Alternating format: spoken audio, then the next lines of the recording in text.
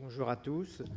Eh bien, je remercie d'abord Clément Sanchez de son invitation à être parmi vous aujourd'hui. Et je voudrais excuser Dominique Bazin qui n'a pas pu être là pour des raisons familiales. Et je vais essayer de présenter la partie qui le concernait. Et je vous parlerai après de ce qui m'intéresse plus précisément actuellement, qui sont les calcifications rénales. Alors, les calcifications sont un problème de santé publique parce qu'elles sont extrêmement fréquentes. Vous avez bien compris au travers des exposés de cette journée que ça concerne en particulier les cartilages et l'os, mais ça touche aussi beaucoup d'organes, le rein, la prostate, les parois vasculaires, le sein, etc. Et puis, il y a d'autres thématiques qui peuvent être associées à des calcifications, comme les processus de cancérisation. Et puis, la génétique est aussi impliquée, puisqu'il y a des maladies génétiques qui vont conduire à des destructions d'organes par décristallisation. Sans oublier les infections qui font partie des causes possibles aussi de cristallisation dans différents milieux. Alors, ceci nous a amené à développer des collaborations avec différentes équipes, notamment médicales, en particulier Frédéric Lyoté pour les cartilages, où il y a du pyrophosphate dans les articulations, par exemple, Christine Chapard pour les études de l'os, Muriel Matonnet pour la thyroïde, où on retrouve des cristaux, vous le voyez ici, de védélite, Isabelle Brochoriou pour les calcifications vasculaires, et encore Paul Meria pour les calcifications prostatiques.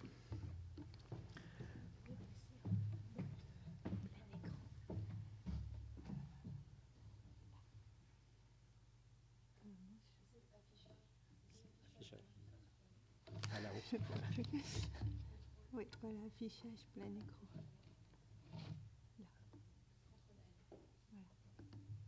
Voilà. Merci.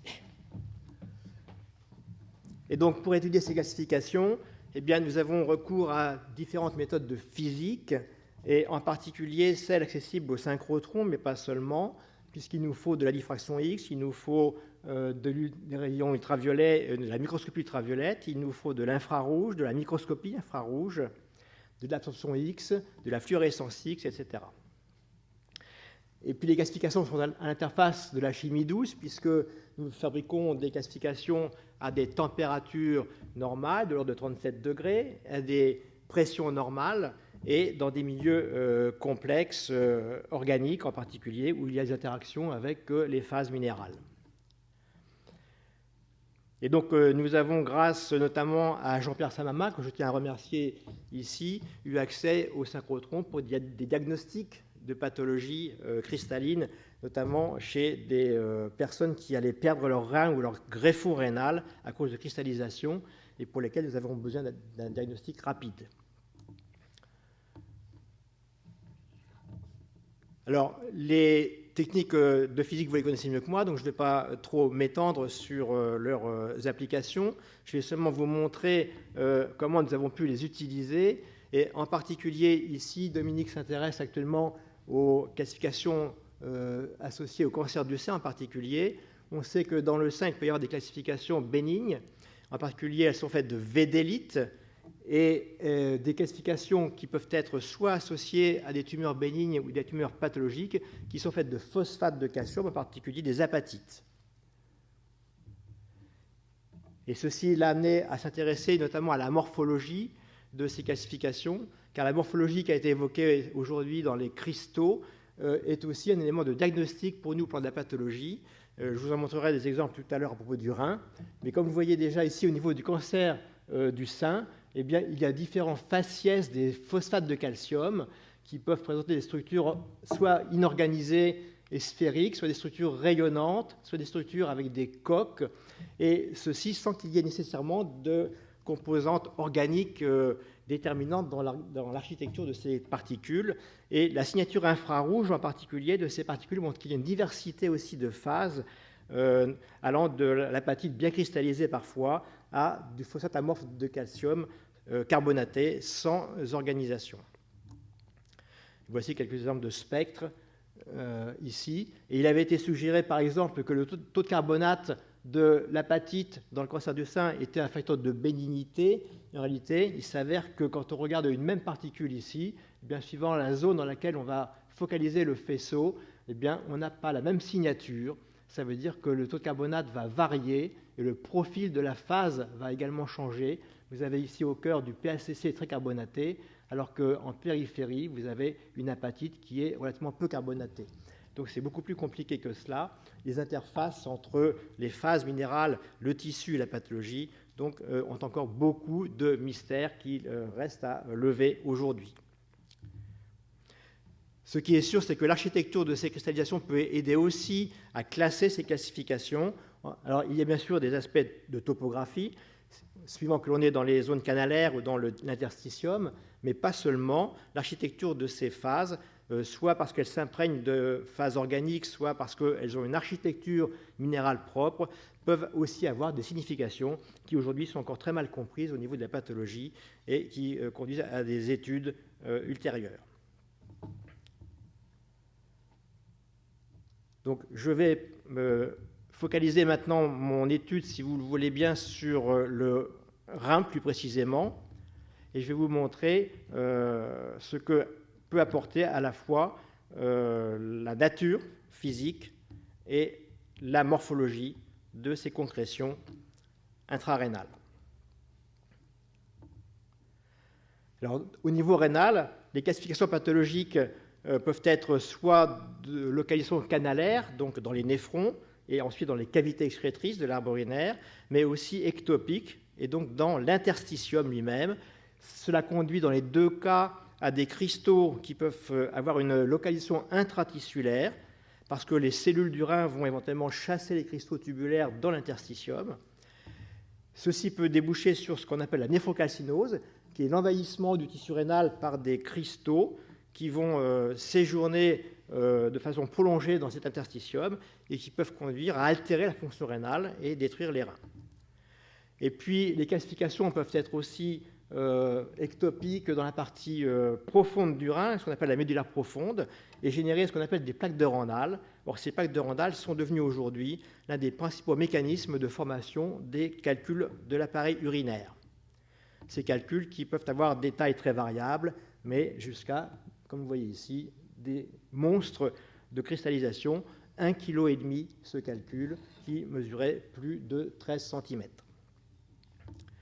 Lorsque les cristaux sont dans les tissus, eh bien, on va être amené à les caractériser par des techniques donc, de physique plus fines. Pour les calculs, on travaille sur de la spectrophotométrie infrarouge standard. Et ici, on aura recours à la micro-spectrophotométrie infrarouge, à l'absorption X, à la diffraction des rayons X, à la fluorescence X ou à la microscopie UV. Et plusieurs de ces techniques sont accessibles notamment sur les synchrotrons et en particulier à Soleil. Alors, les calculs vont se constituer par des cristallisations dans les néphrons et ils vont s'agréger, sortir de ces néphrons pour grossir dans les cavités excrétrices ici. Et vous avez ici l'agrandissement de ce qu'on appelle une pyramide de Malpighi ici, où vous avez tous les néphrons qui vont converger et s'ouvrir sur les cavités excrétrices par ces canaux ici, et c'est ce qu'on appelle la papille rénale. Et donc les calcifications qui vont se former aujourd'hui dans l'interstitium pour faire des calculs vont se développer dans la partie profonde autour des anses de Henle qui sont ici, près de la papille. Vous avez ici une papille saine qui est vue en microscope électrique à balayage, où vous voyez les pores qui correspondent donc à la sortie des tubes collecteurs du rein par lesquels vont s'écouler les urines, qui vont être ensuite collectées dans la vessie. Eh bien, on va voir que ces pores peuvent être obstrués par des calcifications. Alors, au plan épidémiologique, les calcifications rénales sont extrêmement fréquentes. 30% de la population adulte française, 60% de la population adulte américaine présenteraient aujourd'hui des calcifications papillaires rénales. Plus de 75% des patients lithiasiques aux États-Unis et près de 60% en France ont effectivement des calcifications papillaires que l'on peut objectiver par les examens d'endoscopie. Or, il faut savoir que les lithiases rénales progressent dans tous les pays industrialisés et affectent aujourd'hui 10 à 15% de la population adulte. Il y a plus de 100 causes différentes à l'origine des calculs, mais il y a aussi plus de 100 composants différents identifiés à l'intérieur des calculs. Enfin, certaines maladies génétiques peuvent détruire les reins par précipitation cristalline sans manifestation lithiasique. Et il y a de multiples pathologies génétiques ou acquises qui peuvent générer des cristaux intrarénaux qui généreront des dysfonctionnements majeurs du rein, aigus ou chroniques, avec un risque d'insuffisance rénale terminale. Il est donc très important pour nous de pouvoir établir un diagnostic étiologique correct et aussi précoce que possible pour définir la bonne stratégie thérapeutique.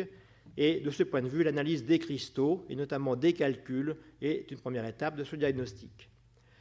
On peut classer les calculs d'après leur morphologie et leur composition en 6 grands types et 22 sous-types qui vont permettre de les rattacher à différents contextes pathologiques. Je vais juste prendre un ou deux exemples. Pour ce qui est de l'oxalate de calcium, on connaît 2 phases cristallines dans les urines qui sont fréquentes. C'est l'oxalate de calcium monohydraté qu'on appelle la vévélite et l'oxalate de calcium déshydraté qu'on appelle la védélite.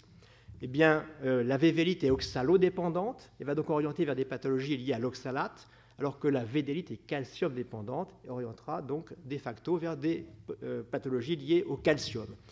Eh bien, la morphologie va rajouter une spécification à cette classification. Comme vous le voyez ici, vous avez des calculs de vévélite pure, donc oxalodépendant, certes, mais le calcul qui est marron ici, brun foncé de type 1A, correspond à des hyperoxaluries environnementales et intermittentes liées à l'alimentation, au défaut de diurèse, donc à un défaut de boisson, alors que le 1C, ici, beaucoup plus clair, et la structure interne en microscope électronique est très différente, correspond à une maladie génétique, hépatique. Il manque une enzyme dans le foie, et le défaut de cette enzyme va entraîner une thésaurismose oxalique, une destruction des reins, et la seule solution thérapeutique que l'on connaisse aujourd'hui, c'est la greffe hépato-rénale. Donc c'est très très lourd comme prise en charge, et il est donc très important d'établir le diagnostic le plus tôt possible pour essayer de retarder au maximum les conséquences de cette pathologie, ce qui est possible par une prise en charge médicale.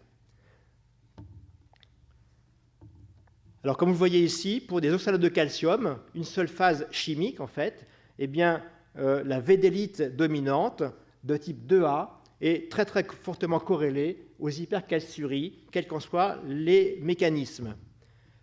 A l'inverse, la vévélite, oxalodépendante, va être corrélée à différentes causes d'hyperoxalurie. Diététique, c'est le 1A. Hyperoxie primaire, donc génétique, c'est le 1C.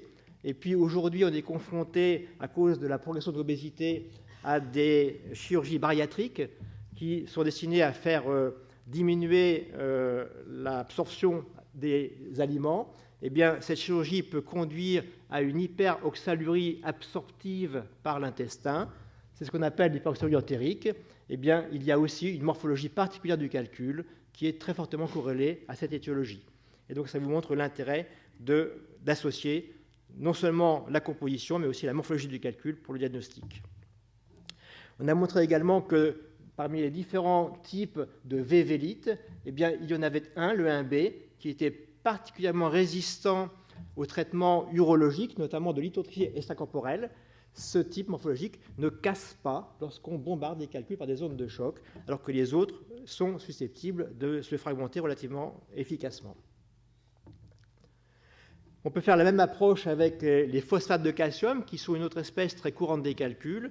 Et vous avez ici l'exemple de la carbapatite de type 4A1, qui correspond essentiellement à des pathologies infectieuses, alors que le 4A2 correspond à des acidoses tubulaires distales, avec une corrélation très très forte avec l'acidose génétique. 94% de ces calculs sont associés à une acidose tubulaire distale d'origine génétique ou acquise dans certaines pathologies, comme le syndrome de Sjögren, par exemple.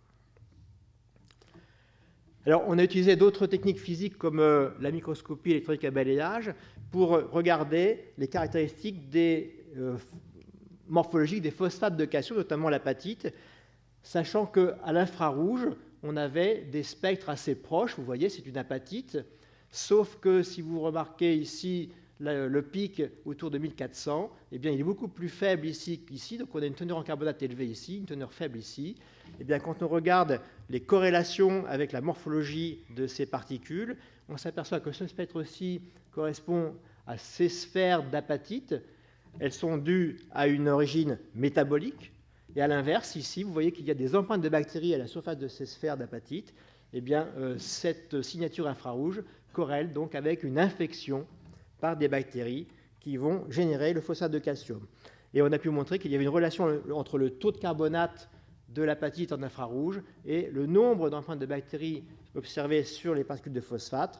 Et si bien que quand on a un taux de carbonate qui dépasse 15% en rapport simplement de signal carbonate sur phosphate, eh bien, on a plus de 85% des cas où on a une infection objectivée chez le patient comme cause du calcul. On a également utilisé la diffraction neutronique pour regarder la taille des nanocristaux, et ceci a été appliqué à un type de calcul particulier qui est l'acide urique. Comme vous le voyez, cette lithiase urique progresse considérablement avec l'augmentation de la masse corporelle, et chez les sujets qui ont une obésité morbide, eh bien, 40% des calculs sont faits d'acide urique, ce qui est considérable. Ça n'est que 3% chez les sujets dont l'indice de masse corporelle est inférieur à 19. Et on constate que l'homme est spécialement sensible à ce phénomène, alors que lorsqu'un diabète de type 2 est constitué, c'est l'évolution naturelle du syndrome métabolique lié à l'obésité, eh bien, on a une inversion de sensibilité. C'est la femme qui devient spécialement exposée à cette lithiase urique. 35% des calculs de la femme diabétique sont faits d'acide urique. Eh bien, on s'est aperçu, il nous manque une photo qui n'est pas passée, je suis désolé. Ici, vous aviez en fait la distribution des nanocristaux chez l'homme et chez la femme non diabétique. Eh bien, il y avait une différence. C'est pour ça que j'ai mis ce trait ici. Vous n'avez que le trait. Je suis désolé. Vous aviez ici les nanocristaux chez l'homme qui étaient équivalents à ceux-ci, donc moins de 100 nanomètres, alors que chez la femme, on était toujours au-dessus de 100 nanomètres. Donc une différence de taille de nanocristaux. Et cette différence disparaît complètement lorsque le diabète est constitué.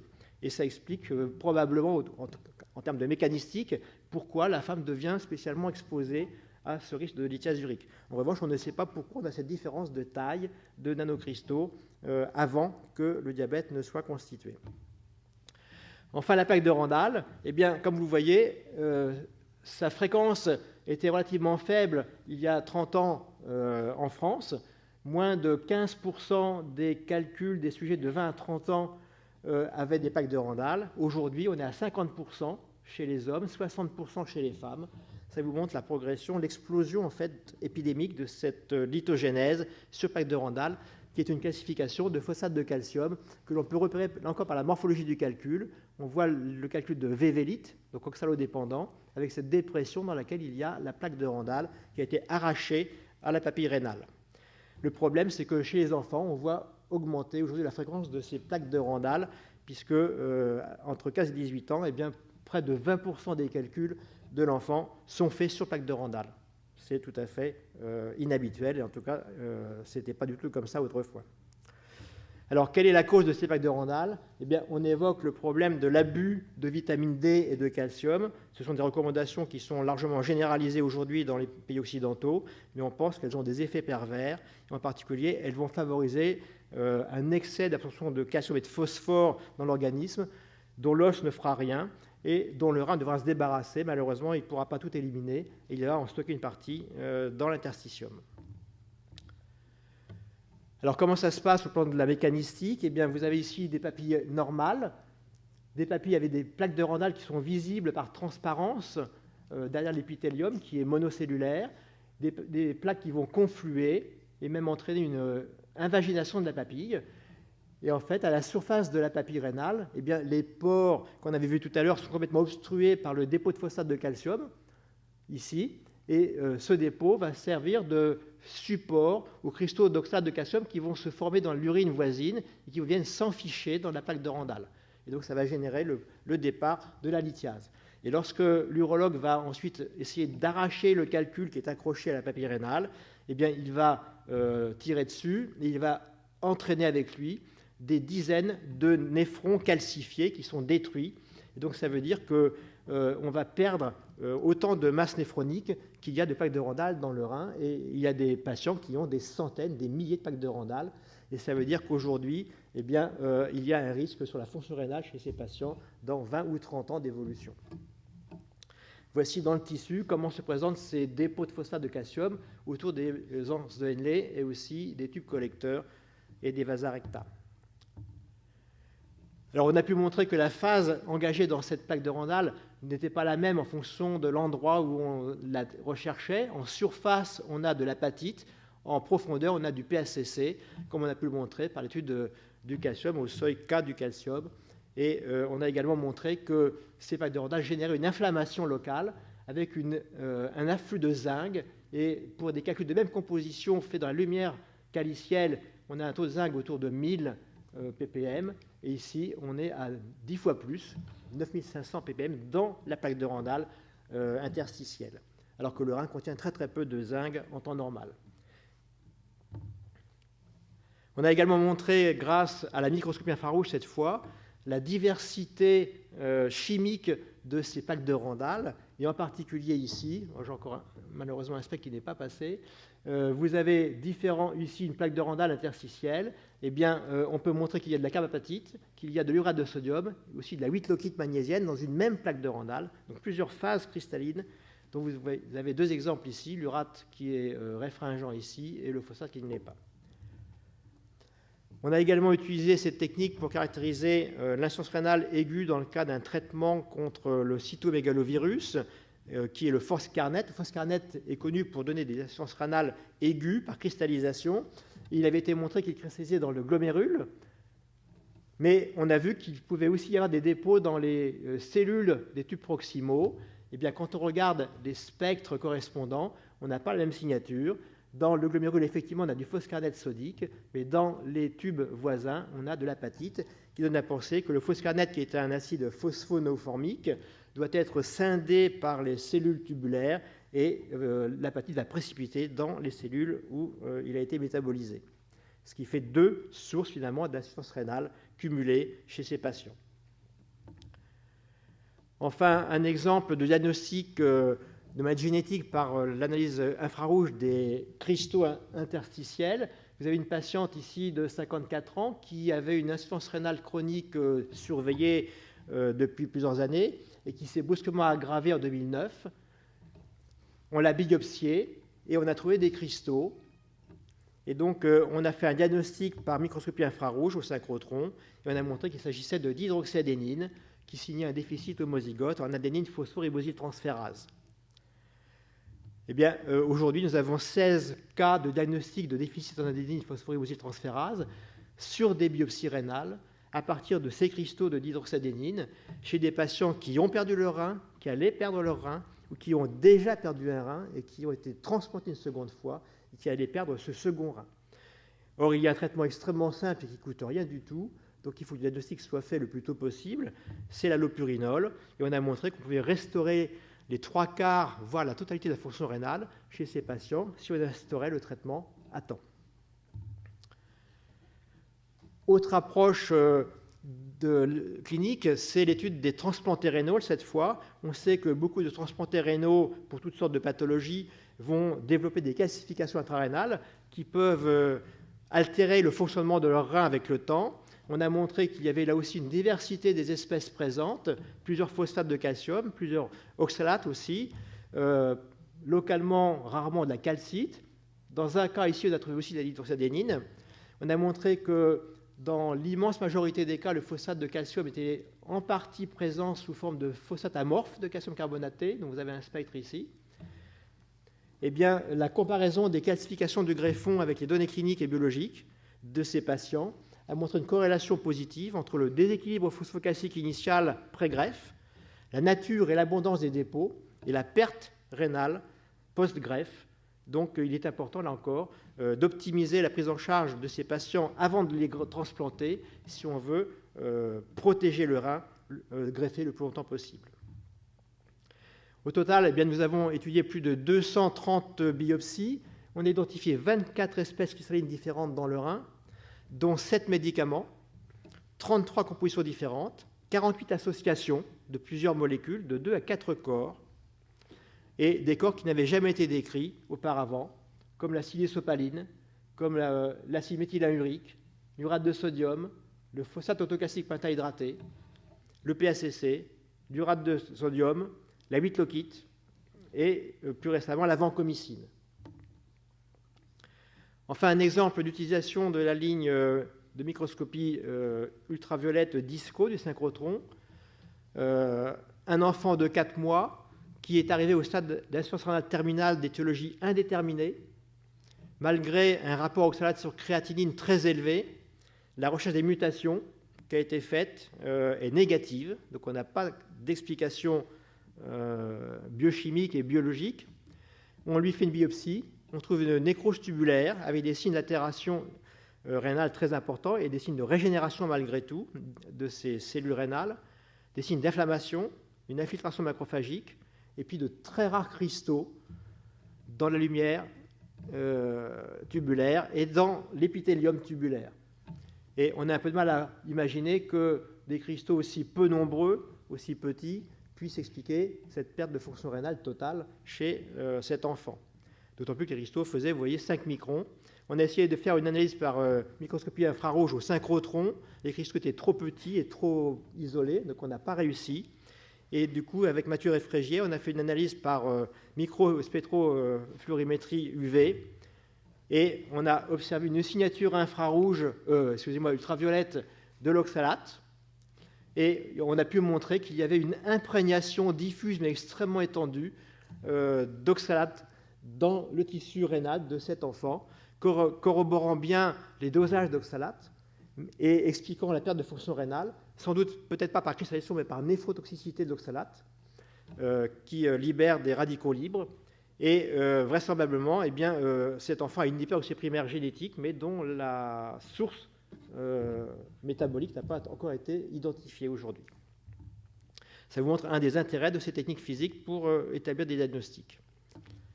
Donc en conclusion, eh bien, l'identification précise des classifications contribue au diagnostic étiologique de la pathologie ou à la compréhension de son mécanisme.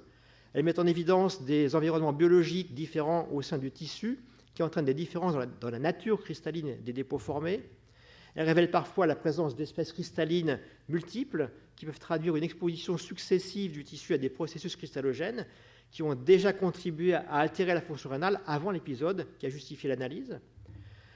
L'analyse par microscopie infrarouge montre qu'un même aspect microscopique peut correspondre à des entités différentes qui changent complètement le diagnostic, d'où l'importance de s'assurer de l'identité chimique et cristalline des dépôts observés dans les tissus. Et donc à cet égard, la microscopie infrarouge, à l'hôpital en tout cas, et la réalisation de cartographie infrarouge des biopsies sont devenues des techniques de choix applicables à la pratique quotidienne pour une identification précoce et fiable des calcifications pathologiques, non seulement dans le rein, comme je vous l'ai montré, mais aussi dans de nombreux autres organes ou tissus, vaisseaux, sein, thyroïde, pancréas, tube digestif, cartilage, ménisque, prostate, œil, oreille, etc. Merci de votre attention.